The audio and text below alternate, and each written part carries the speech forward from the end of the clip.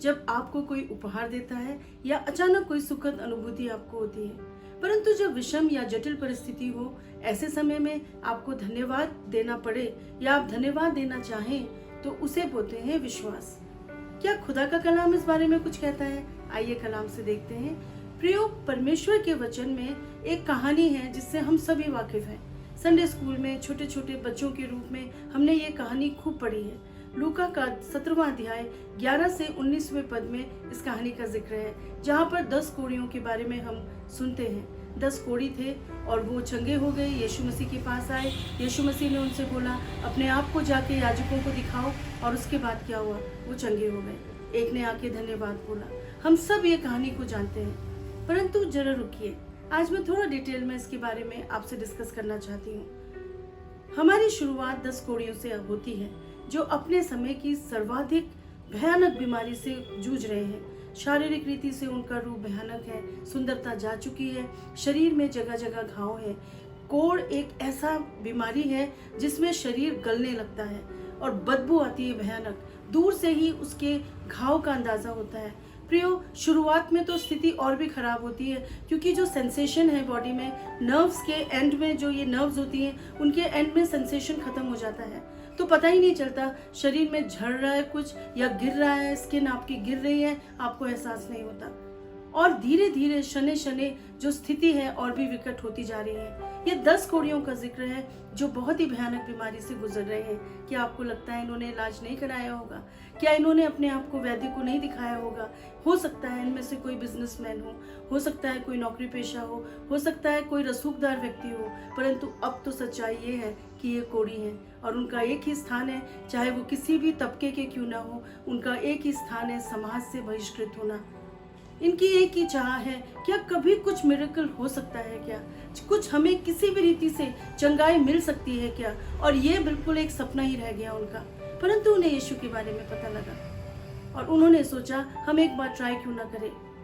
अपने ढलते हुए शरीर को लेके, अपने गिरते हुए शरीर को लेके, किसी की उंगली गायब है क्योंकि कोढ़ ने उसकी उंगली को खराब कर दिया है, किसी का पैर गायब है प्रियो, वहाँ घाव हो गया है, किसी की स्किन में जगह जगह घाव है। ये है कोढ़ का स्थान, ये है कोढ़ की बीमारी की समीक्षा जो मैं आपके सामने रख रही हूँ। ऐसी स्थिति में उन्होंने बड़ा हिम्मत जुटा के सोचा कि क्यों ना हम एक मौका अपने आप को दें कि हमारी मुलाकात यीशु से हो जाए। बड़ा मुश्किल रहा होगा क्योंकि लोग उन्हें सूंघने को तैयार नहीं थे, उनके करीब आने को तैयार नहीं थे, लेकिन यीशु मसीह को उन्होंने पास पाया और बड़ी हिम्मत जुटा के ऊंचे स्वर से चिल्लाए, हम चंगे होना चाहते हैं। यीशु मसीह ने उनको देखा और बोला, जाओ अपने आप को याजकों को दिखाओ। हम सभी जानते हैं कि कितना मुश्किल और दर्दनाक स्थिति उनके लिए रही होगी। वहां तक पहुंचने के लिए उन्हें विकट परिस्थितियों का सामना करना पड़ा होगा, क्योंकि कोई भी उनके निकट आने को तैयार नहीं था। ये कोढ़ी साथ साथ घूमते थे, भोजन के लिए भीख मांग के गुजारा करते थे और जोर से चिल्लाकर, दूरी बनाकर भोजन और कपड़ों के लिए जोर जोर से चिल्ला के गुजारा करते होंगे। कोई भी इनके निकट आने को तैयार नहीं था। बड़ी मुश्किल से इनका गुजारा होता होगा। जरा सोचिए, आज भी कोढ़ जो है एक मुश्किल बीमारी है, जटिल बीमारी है। 2000 साल पूर्व उन लोगों की क्या स्थिति रही होगी। फिर भी 10 कोढ़ी हिम्मत जुटा के यीशु के पास आए। क्या कुछ हुआ? यीशु मसीह से जब उन्होंने बोला कि हमको कोढ़ है, हमको चंगाई दो, यीशु मसीह ने बोला, याजकों को दिखाओ। उन्होंने अपने शरीर को चेक किया, कुछ भी परिवर्तन नहीं था। जो गला हुई उंगली थी वो अभी भी गली हुई थी, किसी की नाक गली हुई थी वो अभी भी गली थी, किसी की स्किन छिली हुई थी, गली हुई थी, वो अभी भी छिली हुई और गली हुई थी। किसी के पैर में बदबूदार पट्टी थी, वहाँ पट्टी अभी भी थी, कुछ परिवर्तन नहीं था प्रियो। 10 मिनट बाद चेक किया, अभी भी स्थिति वैसे ही है। लेकिन उनके लिए एक निर्णय लेना बहुत मुश्किल था, जटिल था, लेकिन ज़रूरी था कि हम जाएंगे और अपने याजकों को अपने आप को ज़रूर दिखाएंगे। फिर भी वो याजक की तलाश में चल पड़े। शायद उन्हें पता भी नहीं होगा याजक कहाँ पर है, कैसे जाना है, क्योंकि इससे पूर्व शहर में प्रवेश करना उनके लिए बहुत मुश्किल था। क्या हुआ? अचानक से एक व्यक्ति चिल्लाया, रास्ते में गला हाथ ठीक हो गया, एक की नाक ठीक हो गई, एक की स्किन जो थी उसमें चंगाई आने लगी, जहाँ गली हुई स्किन थी वहाँ स्वस्थ स्किन निकल आई, पैर के घाव ठीक हो गए प्रियो, स्किन साफ हो गई, दमकती हुई स्किन वहाँ पे आने लगी। जहाँ पर चिथड़ा बंधा हुआ था, चिथड़ा दूर गिर पड़ा और वहां से एक नई उंगली ने प्रवेश ले लिया। दूसरे ने तीसरे को देखा, पहले ने दूसरे को देखा और तीसरे ने चौथे को देखा। क्या हुआ? चिल्लाहट निकल गई। लेकिन ये चिल्लाहट खुशी की थी प्रियो, क्योंकि अब चंगाई उनको मिल चुकी थी। मुस्कुराहट चिल्लाहट में तब्दील हो गई, लेकिन ये चिल्लाहट जो थी ये खुशी की थी। वहां पर सब एक दूसरे को गले लगा रहे होंगे। 10 के 10 लोग जो थे वो अपने आप को देख के अचंभित हो रहे होंगे, ये क्या हो गया? रास्ते में क्या हो गया?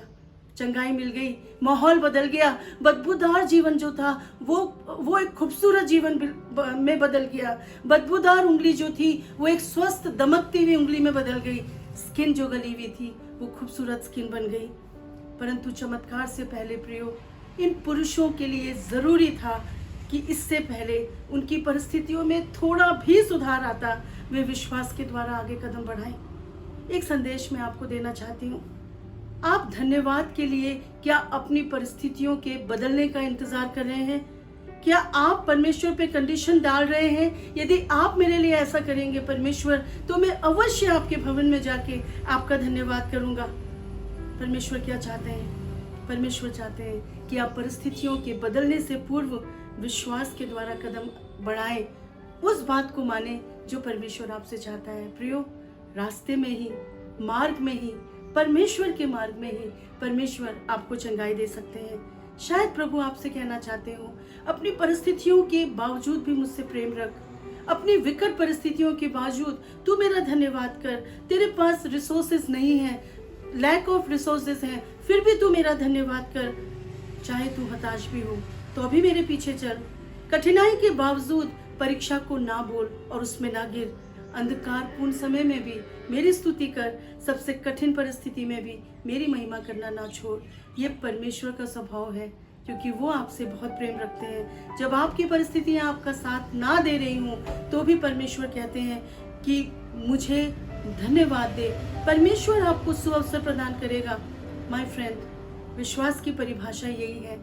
यदि आप केवल अपने अच्छे दिनों में प्रभु की महिमा करते हैं तो हम इसको विश्वास नहीं कह सकते। आप में से शायद कुछ विषम और कठिन परिस्थितियों से गुजर रहे हैं। एक सवाल आपका इंतजार कर रहा है, क्या आप इन जटिल परिस्थितियों में भी परमेश्वर के नाम की महिमा करेंगे? यदि हाँ, तो आपने विश्वास का अनुभव कर लिया है। कोढ़ी लोग जो थे वो बीच में ठीक हो गए। आगे क्या हुआ, इसके बारे में हम अगले भाग में जरूर देखेंगे। परमेश्वर आपकी सहायता करे। इसी वक्त प्रियो, चाहे आप किसी भी परिस्थितियों से गुजरे हो, प्रभु का धन्यवाद देना शुरू करिए। विश्वास की ओर कदम उठाना शुरू करिए और मुझे विश्वास है परमेश्वर आपकी परिस्थितियों को बदलने की क्षमता रखता है। प्रभु इस कलाम के द्वारा बहुत आज से आपको आशीष दे।